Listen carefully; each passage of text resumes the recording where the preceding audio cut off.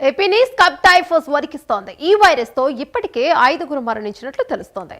విజయనగరం, పల్నాడు, బాపట్ల, నెల్లూరు జిల్లాలో మరణాలు సంభవించాయని సమాచారం. వైరస్ వ్యాప్తి కారణంగా ఏపీ ప్రభుత్వం అప్రమత్తమైంది.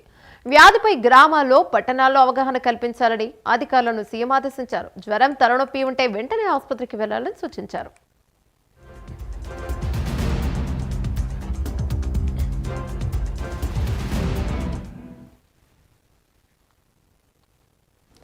సబ్ టైఫస్ వ్యాధిపై ఇప్పటికే విజయనగరం, నెల్లూరు జిల్లాలో ఈ వ్యాధుల సంఖ్య పెరుగుతూ వస్తుంది. వైరస్ కారణంగా అప్రమత్తమైన ఏపీ ప్రభుత్వం. దీనిపై మరింత సమాచారం మా కరెస్పాండెంట్ శ్రీహరి అందిస్తారు. రైట్ శ్రీహరి, చెప్పండి. ఇక ఇప్పటివరకు ఎన్ని కేసులు నమోదైనట్టు చెప్తున్నారు? అధికారికంగా మొన్న 44 వరకు చెకప్లు చేశామని అన్నారు. ఇప్పటివరకు ఎన్ని కేసులు నమోదయ్యాయి?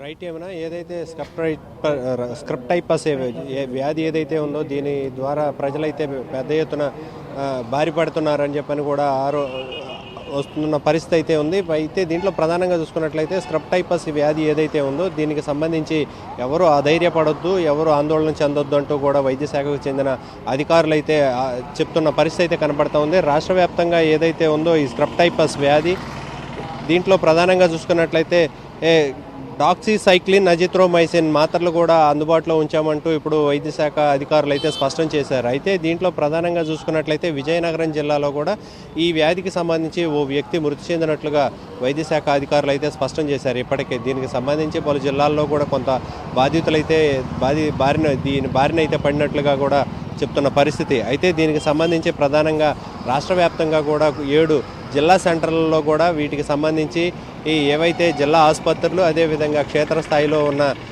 ఏవైతే ప్రజా ఆరోగ్య కేంద్రాలు ఉన్నాయో వీటన్నిటిలో కూడా తగిన మెడిసిన్స్, వాటితో పాటు స్క్రీనింగ్ చేసుకోవడానికి కూడా టెస్టులు నిర్వహించేందుకు ప్రత్యేక ఏర్పాట్లు కూడా చేశామని చెప్పని అయితే ఆరోగ్య శాఖ కమిషనర్ వీరపాండ్యన్ ఇప్పటికే స్పష్టం చేశారు. అయితే ఈ నేపథ్యంలోనే రాష్ట్ర వ్యాప్తంగా ప్రజలంతా కూడా అప్రమత్తంగా ఉండాలి. వీటితో పాటు ఎక్కువగా ఎవరైతే ఉన్నారో రైతులు పొలాలకు వెళ్లే సమయంలో ఏవైతే రబ్బర్ చెప్పులు ఉంటాయో వాటిని వినియోగించుకొని ముందుకు వెళ్లాల్సి ఉంటుందని చెప్పని కూడా వారు స్పష్టం చేశారు.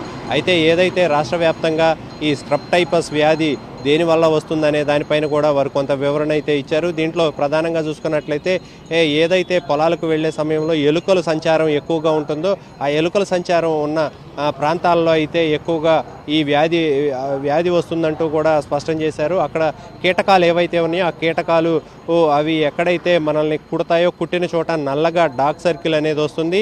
దీన్ని బేస్ చేసుకొని జ్వరం, అదేవిధంగా తలనొప్పి, వాంతులు, విరోచనాలు వంటివి వస్తాయి. వీటికి సంబంధించి కొంత జాగ్రత్త తీసుకోవాల్సి ఉంటుంది.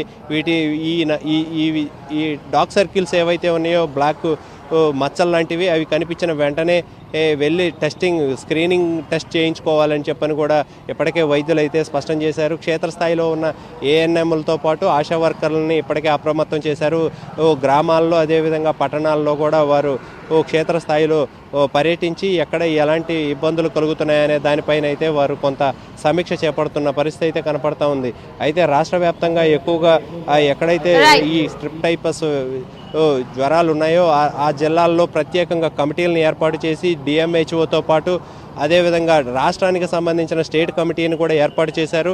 ఎక్కడికక్కడ అధ్యయనం చేస్తూ ఎప్పటికప్పుడు దానిపైన నివేదిక ఇవ్వాలంటూ కూడా రాష్ట్ర ప్రభుత్వం అయితే కోరింది. దీనికి సంబంధించి రాష్ట్ర ప్రభుత్వం ఎప్పటికప్పుడు తగిన చర్యలు చేపట్టాలంటూ అధికారులకు అయితే ఆదేశాలు ఇచ్చిన పరిస్థితి అయితే కనపడతా ఉంది. యమున. Right, thank you Srihari.